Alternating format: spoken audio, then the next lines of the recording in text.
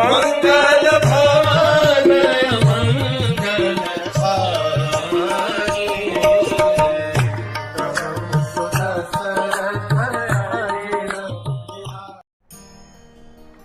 हरे कृष्ण। विश्वामित्र के बीच में पड़ने से शून्यशेप तो बच गए, लेकिन शून्यशेप को बचाने के लिए विश्वामित्र के बुद्धि मन उनकी तपस्या काफी खर्च हुई, because ultimately he had to think what to do and what to not do to save the sacrifice and to save Shunahshepa both. Vishwamitra ने अपने आप को फिर से झकझोड़ा कि अरे ऐसे नहीं चलेगा, मेरा उद्देश्य है कि मुझे क्या बनना है, ब्रह्मर्षि बनना है, तपस्या आगे करनी है। विश्वामित्र तुरंत फिर से एक जगह बैठ गए, तन्मयता से तपस्या करने लगे। और हम देखते हैं वही चीज फिर से इंद्र के घर दरबार में घंटी बजी, टिंग टिंग टिंग टिंग टिंग टिंग, कोई तो तपस्या कर रहा है। कौन तपस्या कर रहा है? विश्वामित्र तपस्या कर रहा है। अब विश्वामित्र कोई साधारण तो नहीं है, इंद्र जानते हैं विश्वामित्र के अंदर क्या। If anyone is there who knows Vishwamitra sufficiently, it is Indra, कि उनके अंदर हिम्मत है त्रिशंकु को स्वर्ग तक भेजने की। तो विश्वामित्र को अगर शक्ति मिले तो क्या नहीं कर सकते। विश्वामित्र के अंदर पोटेंसी है एक नया पैरेलल स्वर्ग तैयार करने की। तो अगर ऐसे व्यक्ति जो बिना तपस्या के इतना कर सकता है और तपस्या कर रहा है तो क्या होगा। सो इंद्र सोचने लगे अब क्या करूं क्या करूं क्या करूं। उन्होंने सोचा कि अब तक 2 बार विश्वामित्र अपने गर्व, गुरूर, ईगो को बलि पड़े। So this is not the fine way, let us try something else. उन्होंने स्वर्ग की सबसे सुंदर अप्सरा मेनका को बुलाया और कहा कि आप जाओ और विश्वामित्र मुनि की तपस्या को भंग करो। मेनका आई, छन छन छन करते करते विश्वामित्र तपस्या में लीन हैं।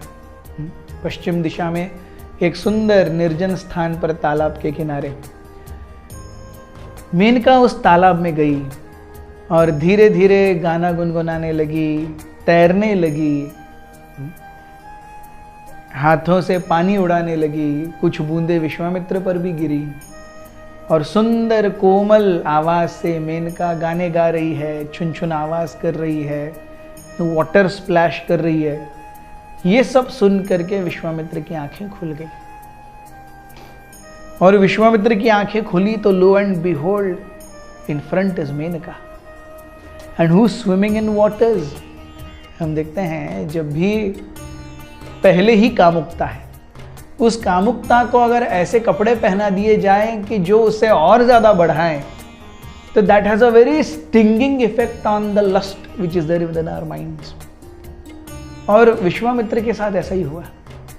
इतने कड़े वर्षों की तपस्या से रूखी बंजर मन की धरती पर मेनका की सुंदर छवि ये वर्षा की बूंदों की तरह बरसी। विश्वामित्र सोचने लगे कि विश्वामित्र को एक्चुअली पता ही नहीं चला क्या हुआ, किस प्रकार वो मेनका के स्नेह पाश में, आलिंगन में बंध गए, उन्हें पता ही नहीं चला।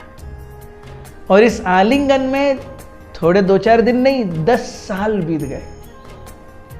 10 साल बीतने के बाद एक दिन विश्वामित्र को लगा ये क्या हो रहा है, वॉट इज दिस हैपनिंग। मैं मेनका के आलिंगन में सुख उपभोग कर रहा हूं, लेकिन ये मेनका मुझसे प्रेम नहीं करती जो कि यहां पर आकर के मेरे आलिंगन में डूबी हुई है। She is a simple order carrier of Indra, और इंद्र ने उसे भेजा है मेरी तपस्या को भंग करने के लिए। तो जैसे ही ये ख्याल आया विश्वामित्र के हृदय में, तुरंत वो उठ खड़े हुए और वो जानते थे कि मेनका ये एक्चुअल कारण नहीं है, इंद्र एक्चुअल कारण है। मेनका का तो कार्य है इंद्र के दिए हुए निर्देशों का पालन करना।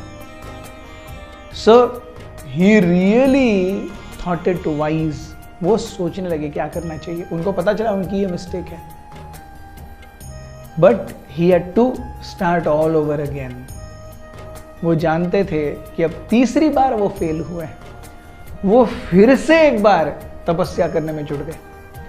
तपस्या कर करके उन्होंने ब्रह्मा जी को सामने खड़ा कर ही दिया और ब्रह्मा जी से कहा मुझे ब्रह्मर्षि का आशीर्वाद दीजिए, मुझे ब्रह्मर्षि अनाउंस कीजिए, प्रोनाउंस कीजिए। ब्रह्मा जी ने कहा अरे अब तक तो तुम्हारे सेंसेस तुम्हारे कंट्रोल में नहीं है, सेंसेस ही कंट्रोल नहीं है तो माइंड और इंटेलिजेंस का क्या कहना, और आपको ब्रह्मर्षि का पद चाहिए। Does it make sense? So जब मतलब ब्रह्मा जी ने इतनी विजिबल या ऑडिबल लताड़ लगाई विश्वामित्र को, Vishwamitra shook to the core. This time he did not go to south, this time he didn't remain in the west, he went to the north, Himalayas. हिमालयों में जाने के बाद विश्वामित्र का क्या हुआ ये हम देखेंगे कल के एपिसोड में। तब तक के लिए हरे कृष्ण।